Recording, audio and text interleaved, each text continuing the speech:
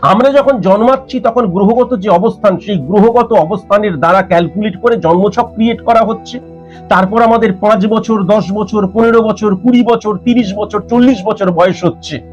আমাদের বয়স বাড়ছে, তার সাথে সাথে আমাদের দৃষ্টিভঙ্গির পরিবর্তন হচ্ছে, মানসিকতার পরিবর্তন হচ্ছে, বডি ল্যাঙ্গুয়েজের পরিবর্তন হচ্ছে, সমাজ রাষ্ট্র দেশকে দেখার যে চোখ তার পরিবর্তন হচ্ছে, যৌনতার পরিবর্তন হচ্ছে। যেরকম সেরকম কিন্তু জন্মের সময় যে গ্রহের অবস্থান সেইগুলোও কিন্তু প্রতি মুহূর্তে আপডেট হতে হতে পরিবর্তিত এবং আবর্তিত হয়ে চলেছে। এবং আজকের দিনে যে ফরমেশনটা নিচ্ছে গোচরগত ট্রানজিটগত অবস্থানের মধ্যে দিয়ে, তার উপর বেস করে নির্ভর করে যে ছকটি ক্রিয়েট করা হয় তাকে কিন্তু স্পট ইমপ্লিমেন্টেশন ছক বলে।